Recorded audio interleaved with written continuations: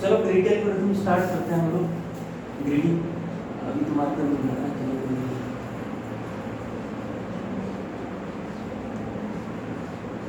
Greedy, ये greedy मतलब लालची बताइए। तो ग्रीडी भी कुछ एल्गोरिथम, ग्रीडी एल्गोरिथम। अब ग्रीडी का मतलब क्या है मैं आपको बता देता हूँ। देखो मान लो आपके पास कोई भी प्रॉब्लम है, लेट अस से कोई प्रॉब्लम है, आपको जाना है लेट अस से ए पॉइंट से बी पॉइंट, ठीक है, ये आपके पास प्रॉब्लम है सिंपल सी। तो अब इस प्रॉब्लम को सॉल्व करने के कुछ तरीके होते हैं, आपको पता ही, जिसको हम एल्गोरिथम बोलते हैं। तो आपके पास कुछ कुछ सॉल्यूशन होंगे, है ना। S1 होगा, आपके पास कुछ सॉल्यूशन होगा, S2 फिर S3 S4 S3 S4 S5, ठीक है। प्रॉब्लम को आप ऐसे मान सकते हो कि मान लो आपको क्या करना है, दिल्ली से कलकत्ता जाना, ठीक है, ये दिल्ली से कलकत्ता या अमृतसर से बॉम्बे जाना है, ये मान लो आपको अमृतसर से बॉम्बे जाना है। तो आप कैसे जा सकते हो, आप चाहें तो वॉक से जा सकते हो, ठीक है, फिर आप चाहें तो बाइक से जा सकते हो, कार से जा सकते हो, ट्रेन से जा सकते हो, फ्लाइट से जा सकते हो, ठीक है। ये आपके पास सारे के सारे सॉल्यूशन हैं, तो उनको आप कंसिडर कर सकते हो। बट इन प्रॉब्लम्स में कभी कभार हमको कंडीशन मिलती है कि आपको 12 घंटे के अंदर पहुँचना है, 12 आवर्स के अंदर पहुँचना है। तो आपने कुछ कुछ चीज़ों को नेगलेक्ट कर दिया। आप देखोगे कि वॉक से जाना, बाइक से जाना, कार से जाना ठीक नहीं होगा, ठीक है। तो आपके पास ये सॉल्यूशंस निकल के आए कि इनमें से कोई एक आंसर हो सकता है। तो ये आपके पास एक फीजिबल सॉल्यूशन आ गया, फीजिबल सॉल्यूशन, ठीक है, फीजिबल सॉल्यूशन आ गया। अब इन फीजिबल सॉल्यूशन में भी आपको ऑप्टिमल सॉल्यूशन निकालना है। ऑप्टिमल सॉल्यूशन निकालने का मतलब ये है कि 12 आवर में जाना है, साथ में दूसरी कंडीशन ये मिनिमम कॉस्ट में जाना है, मिनिमम कॉस्ट में। तो आप ये पाएंगे कि ट्रेन से आप जाएँ तो आपका आंसर मिलेगा। तो आप ऐसा कह सकते हैं कि ट्रेन ही आपका एक ऑप्टिमल आंसर है, ट्रेन आपका एक ऑप्टिमल आंसर, ठीक है, ऑप्टिमल आंसर।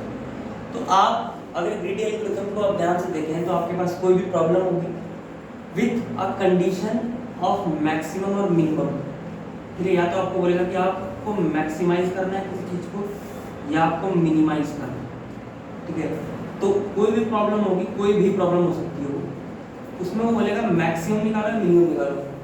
तो उसको करने का एक तरीका ग्रीडी एल्गोरिथम है, एक तरीका ग्रीडी एल्गोरिथम। ग्रीडी में हम क्या करते हैं, ग्रीडी एल्गोरिथम में, इस एल्गोरिथम में हम कुछ ऐसे स्टेप्स को लेते हैं जो हमको पता है कि इन स्टेप को लेने से आंसर आ जाता है।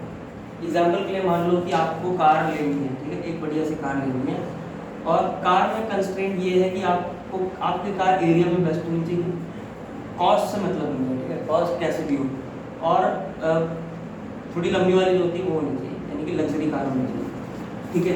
तो बेस्ट भी हो, लग्जरी कार भी हो। तो आप इन दिस केस आप क्या कर सकते हो, इस ये प्रॉब्लम है आपके पास। प्रॉब्लम ये है कि आपको कार खरीदनी है और कार भी बेस्ट भी हो, लग्जरी भी हो, पैसे से मतलब नहीं है।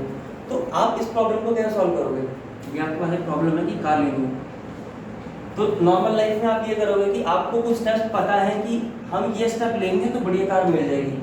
वो पहला स्टेप ये है कि आप सबसे पहले तो बोलोगे कि घटिया ब्रांड को पहले हटा देते हैं, तो जैसे ये होता है ना ऑल्टो, है ना, और भी XYZ जितनी कई सारे ब्रांड्स हैं जो बेकार वाले ब्रांड है ना, उनको आप पहले ही हटा दोगे, ठीक है। तो इस केस में क्या होगा कि आपको सब कुछ देखने की जरूरत नहीं है, यानी कि आपको कार 1, कार 2, कार 3, ऐसे कितनी सारी करोड़ों कार होती है, सबको देखने की जरूरत नहीं है। आप कुछ कुछ चीज़ों को पहले से ही रिमूव कर दोगे, है ना। और फिर क्या करोगे, फिर जो आपके पास बची कार होंगी ना, रिमेनिंग कार, जो रिमेनिंग कार्स होंगी, अब वो ऐसी कार्स हैं जिनमें आप सर्च करोगे, ठीक है, जिनमें आप सर्च करोगे। तो यहाँ से सर्च करके आप अपना ऑप्टिमल आंसर निकालोगे, ऑप्टिमल आंसर निकालोगे। तो ध्यान से अगर देखें तो फिजिबल सॉल्यूशन जो है वो ये है, यानी कि इनमें से आंसर आ सकता है। फिजिबल मतलब आंसर आ सकता है, और ऑप्टिमल आंसर का मतलब ये है कि इनमें से कौन सा आंसर है। फिजिबल का मतलब आंसर आ सकता है, ऑप्टिमल मतलब यही आंसर है, या तो यही बेस्ट कार है या ये वर्स्ट कार है, ठीक है। अगर सेम केस आपको लेता है, आपका प्रॉब्लम है, मान लो आपको एक कार खरीदनी है जो कि दुनिया में सबसे वर्स्ट हो, तो आप क्या करोगे, आपके पास सॉल्यूशन नंबर 1, पहला स्टेप क्या होगा कि बढ़िया वाली ब्रांड्स को पहले हटा दोगे, है ना, जो बड़ी बड़ी ब्रांड्स होती हैं उनको पहले हटा दोगे। फिर बचेगी जो भी कार बचेंगी, जो भी कार का सेट बचेगा, उनमें से आप सबसे घटिया चूज कर लोगे। तो ये जो सेट बचा ये फिजिबल आंसर है कि इनमें से आंसर हो सकता है, और इसमें से भी आपने खुद चूज करी, जो सबसे घटिया है वो आपका ऑप्टिमल आंसर है, ठीक है। तो ग्रीडी एल्गोरिथम में, ग्रीडी एल्गोरिथम का मतलब यही है कि डोंट चेक ऑल, ठीक है, सबको चेक नहीं करने की जरूरत है। Do not check for all cases, सब केसेस को देखने की जरूरत नहीं है। कुछ ऐसे स्टेप्स हैं जो बहुत कॉमन है, ठीक है, ऐसे स्टेप है जो कॉमन सेंस से काम करते हैं, तो ग्रीडी एल्गोरिथम कॉमन सेंस के एल्गोरिथम है। कुछ आपको समझ आ रहा हो, कार कैसे खरीदते हैं, तो कॉमन सेंस सबको थोड़ी ले लो, ऑल्टो ला, महिंद्रा मिला, मैं टोयोटा भी देख लेता हूँ, फिर टेस्ला भी देख लेता हूँ, सब देख लिया आपने, वो देखने की जरूरत नहीं है ना। ऑल्टो वाली ब्रांड को पहले हटाती, कॉमन सेंस लेगी, उनको क्यों देखोगे आप? तो ये वही एल्गोरिथम है, कॉमन सेंस की बातें हैं इसमें, तो सब वो चेक करने की जरूरत नहीं है। तो किसी भी प्रॉब्लम का सॉल्यूशन निकालेंगे विद कंस्ट्रेंट, इसको बोलते हैं कंस्ट्रेंट, ये मतलब लिमिटेशन है, ये उसमें कंडीशन दी हुई है।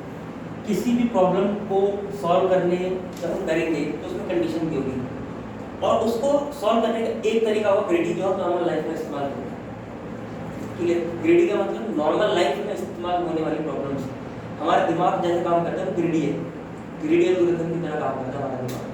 तो ग्रीडी कुछ नई चीज़ नहीं है, अगर जैसा आपका दिमाग काम करता है आपको वैसे ही काम कर देना, वो ग्रीडी है, तो इसका नाम दिया हुआ कंप्यूटर साइंस। जैसे मैंने आपको कार खरीदने का एग्जाम्पल दिया, है ना, मान लो आपको, आपके पास बहुत पैसा और आपको बनानी बॉडी, ठीक है, आपको बॉडी बनानी बॉडी, तो आप क्या, आपके पास प्रॉब्लम ये है कि आपकी बॉडी में बेकार है, ये प्रॉब्लम है कि बॉडी बेकार है, तो आपको बनानी बढ़िया बॉडी। अब आपका दिमाग नॉर्मली क्या काम करेगा, ये थोड़ी कि जिम 1 में भी चला जाऊँ, जिम 2 में भी चला जाऊँ, जिम 3 सब में जिम चला जाऊँ, फिर कोच 1 से भी बात कर लेता हूँ, कोच 2 भी, कोच 3, कोच 4, फिर मैं प्रोटीन 1 ले लेता हूँ, प्रोटीन 2, सबको ले लूँ, सबको लेने की जरूरत थोड़ी है। आस पास के मोहल्ले वाले को पहले डाल दो, निकल तो शुरू करें, तो दिल्ली में बेस्ट हुआ उनसे बात करोगे आप, फिर दिल्ली में जो कोच बेस्ट होगा उससे बात करोगे, फिर दिल्ली में जो प्रोटीन बेस्ट होगा उनसे बात करोगे, तो आपको पता चलेगा कि दिल्ली में टोटल आपको 5-6 ऐसे टॉप कोच मिल रहे हैं, और दिल्ली में ऐसे 5-6 टॉप के जिम मिल रहे हैं, और दिल्ली में 5-6 ब्रांड के प्रोटीन मिल रहे हैं। अब इनमें से आपको फिजिबल, ये फिजिबल है, अब इनमें से जो आप चूज करोगे वो आपका ऑप्टिमल आंसर होगा। फिर इसमें आपको पता चलेगा ये वाली जिम का ये वाला कोच और ये वाला प्रोटीन से मेरी बॉडी बढ़िया बन जाएगी। आपका पहला स्टेप ये था कि आपने घटिया वाली जिम, घटिया वाले कोच और घटिया वाला प्रोटीन, तो पहले बोलते हैं कि हमको तुमसे काम नहीं करना है, ठीक है। तो इसको बोलते हैं ग्रेडी एल्गोरिथम, ये हमारी ग्रेडी एल्गोरिथम है, बट उसमें कंडीशन भी दी होती है, ठीक है। ये कंडीशन 12 घंटे में पहुँचना है, मिनिमम पहुँचना है। इसमें आपने क्या किया, इसमें आपने पहली कॉमन सेंस लगा ली कि इससे जानने की जरूरत है, फिजिबल आंसर देगा, फिर उसमें भी मिनिमम कॉस्ट में जाना तो आपने ट्रेन भी यूज कर लिया। ये आपका ग्रेडी एल्गोरिथम सब केसेस को चेक नहीं करता है, तो कोई प्रॉब्लम को कॉमन सेंस से सॉल्व करना without checking all the cases is called ग्रेडी algorithm. समझ में आया ग्रेडी एल्गोरिथम के बारे में। अब प्रॉब्लम को सॉल्व करने का तरीका एक और होता है।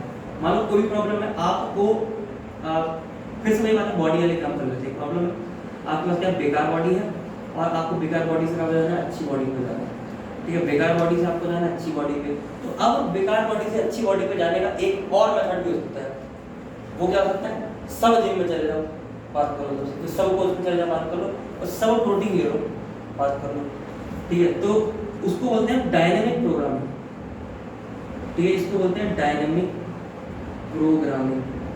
तो ये फर्क है ग्रेडी एल्गोरिथम में और डायनेमिक प्रोग्रामिंग में, ठीक है। तो अगर मैं आपको थोड़ा सा अगर इसका समझ दूं तो प्रॉब्लम सॉल्विंग जो होती है ना, प्रॉब्लम सॉल्विंग, तो 3 तरीके से हम प्रॉब्लम सॉल्व कर सकते हैं। पहला है ग्रेडी एल्गोरिथम, हम नॉर्मली जैसे सोचते हैं हम वैसे ही उसको सॉल्व कर लें। दूसरा है dynamic programming, DP. Dynamic programming सबको ट्राई करो, सब कुछ ट्राई करो। बेस्ट कपड़े खरीदने हैं अगर आपको, तो ग्रेडी की वजह से कैसे सॉल्व करोगे आप मंगल बाजार में जाओगे खरीदने ग्रेडी के हिसाब से, आप क्या करो, ग्रेडी में एलिमिनेट कर दोगे, पहले इनको तो लेना ही नहीं है। डायनेमिक प्रोग्रामिंग क्या करोगे, आप मंगल बाजार में जाओगे सब कुछ देखो और आप सब जगह कर जाओगे, उसको डायनेमिक प्रोग्रामिंग बोलते हैं। और इसके अलावा एक और है ब्रांच एंड बाउंड, ठीक है, ब्रांच एंड बाउंड, ये देखेंगे आगे थोड़ा, ठीक है, ये देखेंगे आगे। यहाँ पे कुछ रिस्ट्रिक्शन लगा दी जाती है, ठीक है, वो थोड़ा सा आगे देखिए। तो ये ग्रेडी एल्गोरिथम और DP dynamic programming, dynamic programming और ग्रेडी में दोनों सिलेबस में मेंशन होता है। ब्रांच एंड बाउंड बहुत थोड़ा सा पढ़ा है, ठीक है। तो ये सब था हमारे ग्रेडी के बारे में। ग्रेडी क्या है, ग्रेडी क्या करती है, प्रॉब्लम सॉल्विंग टेक्निक है, कॉमन सेंस से सॉल्व होती है, सारे केस को चेक नहीं करते, डायनेमिक प्रोग्रामिंग सबको कंसीडर करती है, ठीक है। कितना क्लियर है, चलो आगे। तो तो आपके पास एक प्रॉब्लम है, इसमें प्रॉब्लम मैंने लिखी नहीं यहाँ पे। तो एडी में आपको समझ आ गई फिल्ट्रेशन मेथड होता है, फिल्ट्रेशन, कुछ चीज़ें फिल्टर आउट कर देते हैं इसके लिए। अब ग्रीडी एल्गोरिथम में कुछ कुछ स्टैंडर्ड प्रॉब्लम्स हैं, मतलब जैसे मैंने आपको बताया कपड़ा खरीदना, बॉडी बनाना, ये तो नॉर्मल लाइफ के एग्जाम्पल हो गए। आपके सिलेबस में कुछ प्रॉब्लम है जो स्टैंडर्ड है जो आपको पढ़नी है। जैसे पहले नैपसैक प्रॉब्लम, नैपसैक प्रॉब्लम, ठीक है। अब इसको पढ़ते हैं ये है क्या। नैपसैक प्रॉब्लम का मतलब ये कि आपके पास क्या है, एक झोला है, ठीक है, ऐसा आपके पास एक झोला है, ये रखो, ठीक है, और इस झोले की एक कैपेसिटी है कि इतना ही होल्ड कर सकता है, दैट ऐसे 15 किलो, ठीक है। तो पन्नी है एक तरह से, ये पन्नी सिर्फ 15 किलो का ही वजन हो सकती है, ठीक है। अब आपके पास क्या पड़ा है, आपके पास ना कुछ कमोडिटीज पड़ी हैं, मतलब कुछ कुछ आइटम पड़े हैं, जैसे कि आइटम 1, जैसे यहाँ पे आइटम अब कितने मैंने स्टैंडर्ड लिया हुआ एग्जाम में, आइटम नंबर 1, आइटम के वेट्स होंगे, हाँ वही है, और उनके वेट्स हैं कुछ, किसमें जितना डालते रहेंगे उतना वो माइनस होता जाएगा। तो उनके वेट है मान लो 10 है यहाँ पे, फिर 5, 15, 7, 6, 18, ठीक है, वेट है, और उनके प्रॉफिट है, प्रॉफिट कैसे 2 है, 3 रुपए, 5, 7, 3, 4, एक कहानी के नहीं आई थी, ठीक है। तो गलती हो गई। एक ये है हमारे पास सिंपल, ध्यान समझना इसको, ठीक है। शायद आपने पहले भी पढ़ा होगा इस चीज को या सुना होगा कहीं पे, तो टीचर ने उसको समझाना नहीं आया, मतलब कंफ्यूज हो गई मैडम, हो जाता है। हाँ, तो हमारे पास क्या है, कुछ items, item number 1, item 2, item 3, item, और ये ऐसी चीजें, और उन आइटम का वजन लिखा हुआ है नीचे। तो एक आइटम है, एक इसको आप ऐसे मानो कि ये ना पनीर के टुकड़े हैं, पनीर का टुकड़ा 1, पनीर का टुकड़ा 2, पनीर 3, पनीर 4, पनीर 5, पनीर 7, है ना।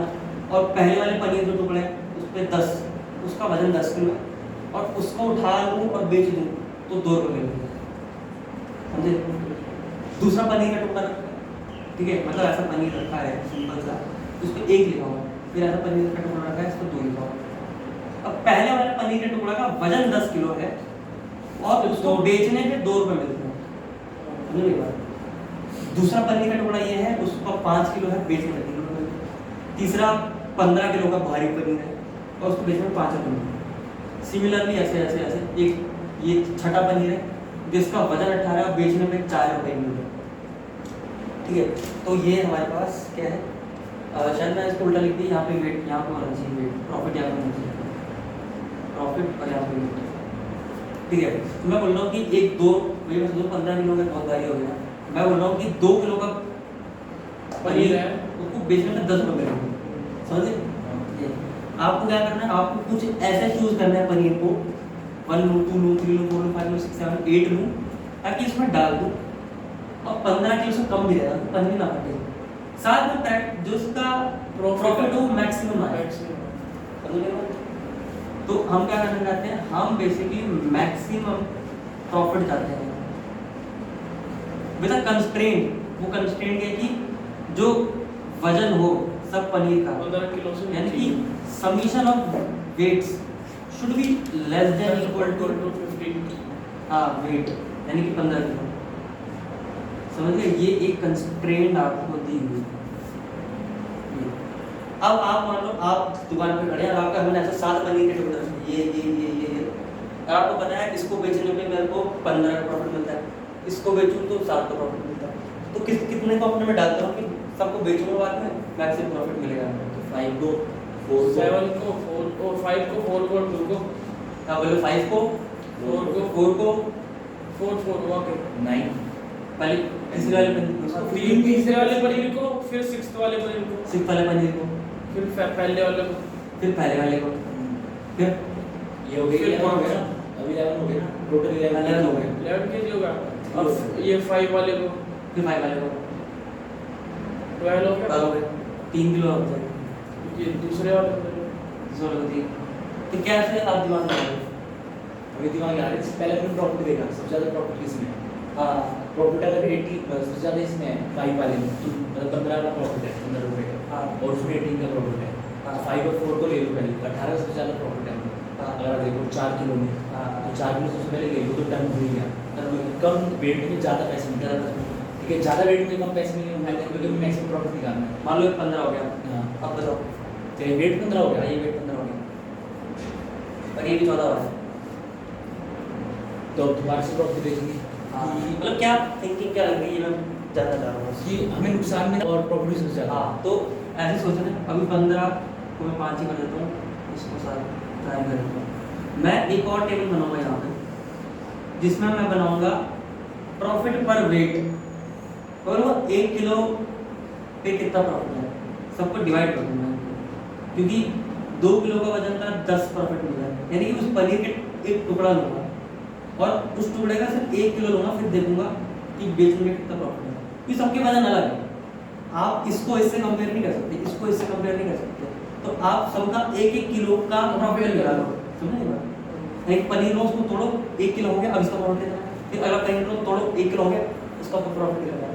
हर पनीर का अलग है। हर पनीर का 1 किलो उठाओ, फिर पूछो इसका प्रॉफिट कितना है, फिर अगले पनीर का 1 किलो उठाओ, फिर पूछो इसका फिर प्रॉफिट, कंपेयर कर सकते हैं। तब कंपेयर कर सकते हैं, वरना नहीं कर सकते।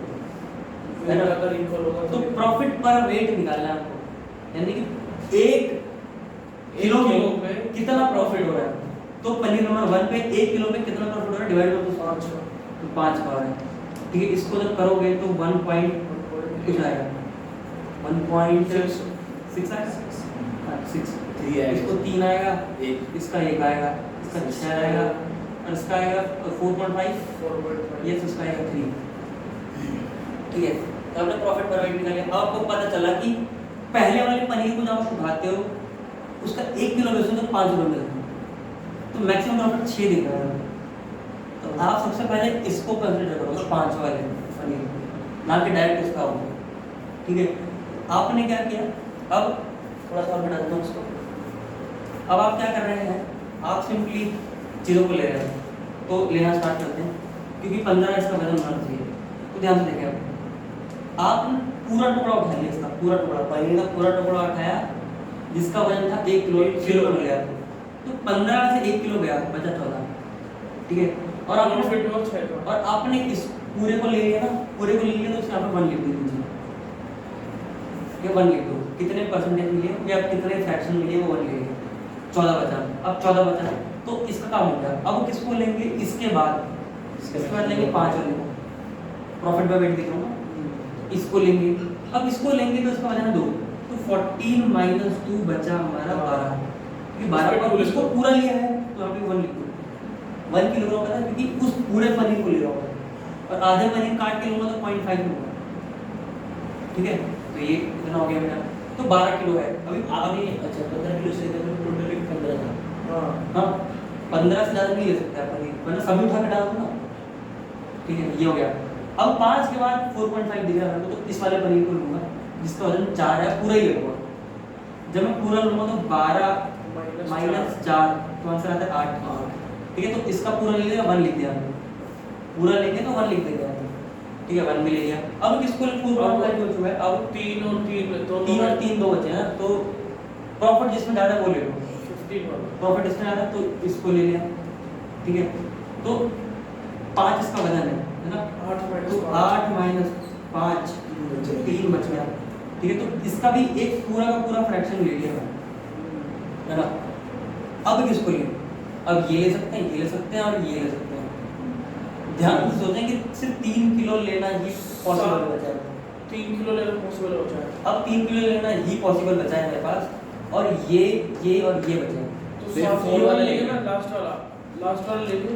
कौन सा लेंगे, तो ये वाला लेंगे, नहीं मेरे हिसाब से 4 वाला, आगे इसको वाला क्योंकि लेंगे, इसमें प्रॉफिट ज़्यादा था।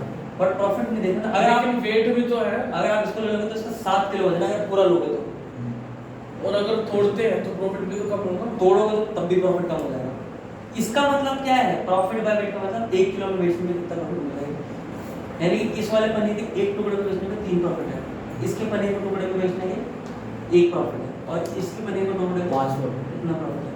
तो ये लास्ट वाला लेंगे ना, हाँ तो डायरेक्टली लास्ट वाला ले लेंगे। मास्टर ले 3 बचे हैं और 3 ये रहा, तो इसको जो है हम ले लेंगे पूरा लेंगे और थोड़ा ध्यान से सोचो, इसको भी पूरा ले लेंगे, इसको भी पूरा ले लेंगे तो आंसर क्या आएगा 3 -1 -1 आएगा, 1 आएगा क्योंकि पूरा ले रहा हूँ मैं, ये पूरा लेना है, ये कंपैरिजन के लिए, this is only for comparison, ठीक है, और लेना यहाँ से वेट से, समझे ना? तो बचा 2, जो बच गया। इसको भी पूरा ले लिया, अब 2 हुआ, अब 2 किलो का कैपेसिटी है इसमें, और वेट्स कितने हैं, एक तो इसमें इतना है, एक तो इसमें इतना है, ठीक है। अब देखो लेंगे तो इसको साफ पता चल रहा है ना, लेंगे तो इसको ही, बट अब ध्यान से देखो 2 किलो ही डाल सकते हैं, और पूरा लेंगे तो 3 किलो आ जाएगा, तो पनीर पड़ जाएगी। तो इस पनीर के टुकड़े में से जो 3 किलो का पनीर है, ये 3 किलो का पनीर है, इस पनीर को ऐसे तोड़ेंगे कि सिर्फ 2 किलो को लेंगे और 1 किलो हटा देंगे, तो इसका मैं 2/3 ले लूँगा। ध्यान से देखो, इस वजन का 2/3, यानी कि इस वजन का 2/3% 2 ही होता है ना, तो मैंने 2 - 2 0 करा और इसका 2/3 ले लिया मैंने, खत्म हो गया, और यहाँ पे इसको लिया ही नहीं था, 0 लिख दिया, समझिए बात। अब प्रॉफिट कैसे निकालेंगे, ध्यान से प्रॉफिट निकालने के लिए बहुत सिंपल है, प्रॉफिट इज इक्वल टू, ये पूरा लिया 1 इंटू प्रॉफिट है ना, 1 इंटू प्रॉफिट प्लस ये 2/3 लिया तो 2/3 इंटू 5 प्लस ये भी पूरा लिया तो 1 इंटू 15, ये 0 लिया तो 0 इंटू 7 प्लस ये पूरा लिया तो 1 इंटू 6, ये पूरा लिया तो 1 इंटू 18 और ये पूरा लिया तो 1 इंटू 3, ठीक है, आंसर आएगा 54.3, ऐसा कुछ आंसर आएगा, समझ गए? ये है नैपसैक, ठीक है, और इसको हम एक और नाम से बोलते हैं fractional knapsack, fractional knapsack, fractional क्योंकि पनीर को काट पा रहे, एक आपके पास नैपसैक होता है जिसको बोलते हैं 0-1 नैपसैक, या तो लो या तो मत लो, या तो लो या तो मत लो, वो 0-1 नैपसैक होता है, इसमें हम फ्रैक्शन नहीं ले सकते, पनीर को काट नहीं सकते, वो पत्थर है, मान लो पत्थर को तोड़ोगे थोड़ी पत्थर, या तो पूरा लो ही मत उसको, है ना, तो ये है हमारा सिंपली नैपसैक प्रॉब्लम, जो कि फ्रैक्शनल नैपसैक के नाम से ले लिया। हमने नॉर्मल एल्गोरिथम कैसे लगाया, हमने मैक्सिमम प्रॉफिट को पहले ले लिया, और मैक्सिमम प्रॉफिट देखा कैसे, ये कंपैरिजन के लिए इस्तेमाल किया और ये वजन माइनस करने के लिए इस्तेमाल किया, और यही प्रोसीजर इस्तेमाल करोगे तो सारे क्वेश्चन हो जाएंगे। कैसे, कितना फ्रैक्शन ले रहे हैं उसको लिख लो, 1 का मतलब पूरा ले रहा हूँ, 2/3 का मतलब इस वजन का 2/3 ले रहा हूँ, वजन का 2/3 ले रहा हूँ, वजन कितना था 3 × 2/3, 3 से 3 कट गया 2 बचा, है ना, तो ऐसे करके यहाँ पे मैंने एक टेबल अलग बना ली और ये पूरा ऐसे सॉल्व, समझ गए कैसे हुआ ये? चलो फिर इसको करो एक बार।